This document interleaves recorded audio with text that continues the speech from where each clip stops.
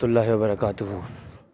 प्यारे दोस्तों भाइयों, एक बात आपसे आज शेयर करना चाहता हूँ और वो ये है कि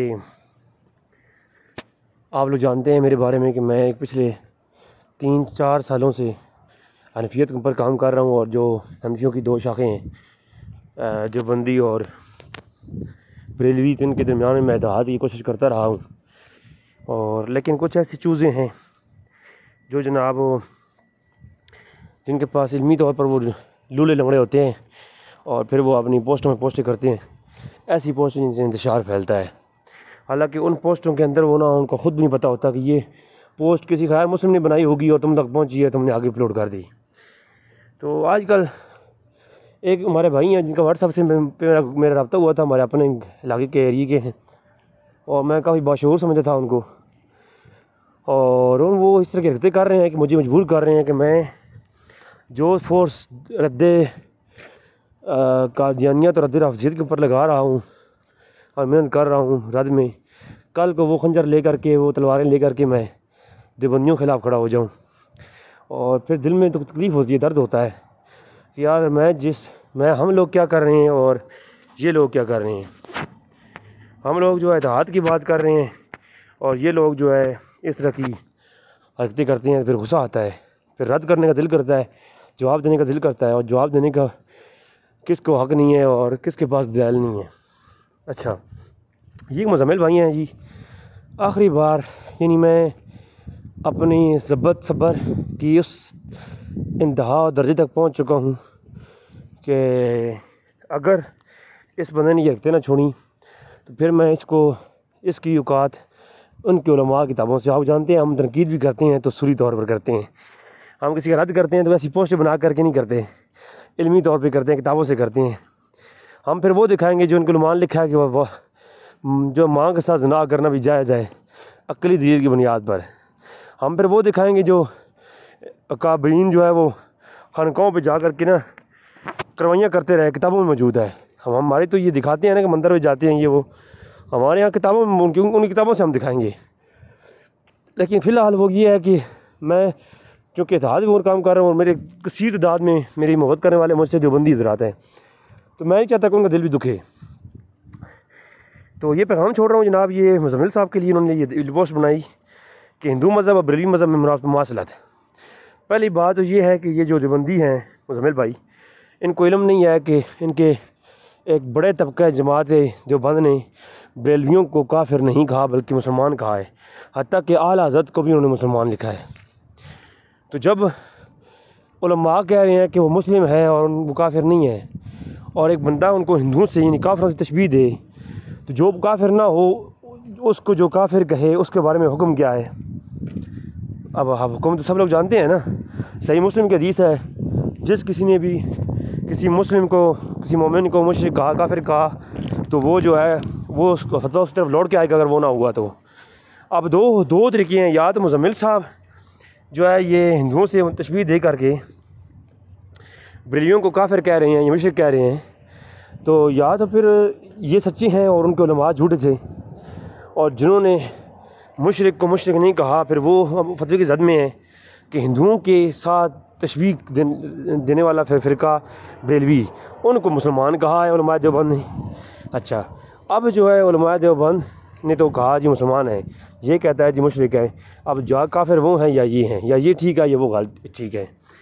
फिर कहा जी मैं मंदिर जाता हूँ, वो मज़ार जाते हैं। जिस बंदे को मंदिर और मज़ार में फ़र्क ना हो, मैं बिल्कुल प्यार से समझा रहा हूँ, मंदिर और मज़ार में कल को कोई काफिर कहे जी हम मंदिर जाते हैं तुम काबे जाते हो, काबे में क्या है जी, ठीक है। अब किसका ये अक़ीदा है कि काबतुल्लाह में अल्लाह रहता है, अल्लाह का घर है जी, क्या अल्लाह वहाँ रहता है? अब हिंदू आप सवाल कर दे, यही हिंदू ना, ये औकात हिंदू के सामने बैठने की भी नहीं है। हमारे साथ हिंदू रहते हैं, गैर मुस्लिम रहते हैं, हम रोज़ाना बातें करते हैं उनसे, हम उनको जवाब देते हैं। इसका हिंदू के सामने बैठने की औकात नहीं है। हिंदू इससे कह दे जी हम अंदर जाते हैं, तुम काबतुल्लाह जाते हो, हज करते हो, वहाँ घूमते हो, पत्थर मारते हो, वहाँ पर क्या है, अल्लाह वहाँ पर घर में है। जो बंदा ये किधर रखे अल्लाह काबतुल्लाह में रहता है तो उसके बारे में उलमा सुनने का क्या कीदा है? तो ये कीदा तो नहीं है कि हमारा अल्लाह वहाँ रहता है। हाँ, अल्लाह का घर है, उसे हम अलग घर कहते हैं। तो कल को कोई कहे जी मैं मंदिर जाता हूँ तुम काबे जाते हो, तो क्या जवाब देगा ये? तो मैं इसके ऊपर ये पूरी हर एक लफ्ज़ का जवाब दे सकता हूँ एक तवील गुफ्तगू हो सकती है। और किताबों से ये जो चीज़ें इसने लिखी हैं ये सारी तो देवबंद के उलमा ने किताबों में लिख रखी हैं। नज़र न्याज के बारे में उन्होंने लिख रखा है, कब्र के ऊपर जो है सजदा करना ये हराम है। उलमाए अहले सुन्नत के यहाँ जो आला हज़रत ने बरेलियों के इमाम ने लिख दिया है, तो ये कहता है ये बरेली मज़हब है। कवाली के ऊपर जो है 2 तरीके हैं। सही बुखारी के अंदर रवायत है हजूर ने तो गाना गाने के ऊपर जो है हमारे शब गाने गाने वाली भेजो शादी के मौके के बाद। फिर मिशकात शरीफ के अंदर हदीस मौजूद है, बुखारी मुस्लिम की मुतफ़िक रवायत है। कहा जी कि रसूलुल्लाह सल्लल्लाहु अलैहि वसल्लम ने फरमाया कि जिस शादी में तशहीर ना हो तो वो निकाह ही वो हलाल और हराम के दरमियान में फ़र्क है। तो गाना सुनने के ऊपर भी उलमाए सुन्नत में 2 तरीके हैं। अब्दुल गनी नाबलसी ने कवाली सुनने के जवाज़ पर पूरी किताब लिखी है, जो हनीफियों का इमाम है, ना बरेलवी था ना देवबंदी था, हनफी था, आलिम था, ठीक है। तो उसको जो है क्या कहते हैं उलमाए अहले सुन्नत सब मानते हैं। तो अब्दुल गनी नाबलसी ने किताब लिखी कवाली के उन्वान पर। तो अहले सुन्नत में ये मुख्तलफ़ी मसला है, बाज़ कहते हैं नहीं सुननी चाहिए, बाज़ कहते हैं सुननी चाहिए। तो अब इस बारे में आप क्या कहेंगे जनाब? ये तो अहले सुन्नत के बड़े बड़े अइम्मा ने इसके ऊपर कलाम किया है। हाँ, अब मज़ार और मंदिर की बात मैं समझाने लगा हूँ बड़े प्यार के अंदाज से। फ़िलहाल ये रुख जो है मैं ज़ैद की तरफ करूँगा, मुज़म्मिल की तरफ नहीं करूँगा। अच्छा, एक लड़का है, एक बंदा है, उसकी माँ भी है, बहन भी है, उसकी बेटी भी है। अब तीनों औरतें हैं। जैसा कि मंदिर भी पत्थर है, मज़ार भी पत्थर है, ठीक है, दोनों ये पत्थर है। इसी तरह औरत है, औरत है, माँ भी औरत है, बेटी भी औरत है, बहन भी औरत है। अब कोई कल को ये कहे जी वो मंदिर जाते हैं तो वो मज़ार जाते हैं, तो कल कोई कहे जी कोई गल नहीं जी, कोई बात नहीं, बीवी भी माँ औरत है और माँ भी औरत है फिर। लेकिन नहीं, शरीयत ने जो है पत्थरों में फ़र्क किया है। कुछ पत्थर हैं जिनके बारे में जो है फरमाया इन्न सफ़ा वल मरवत मिन शाइरिल्लाह,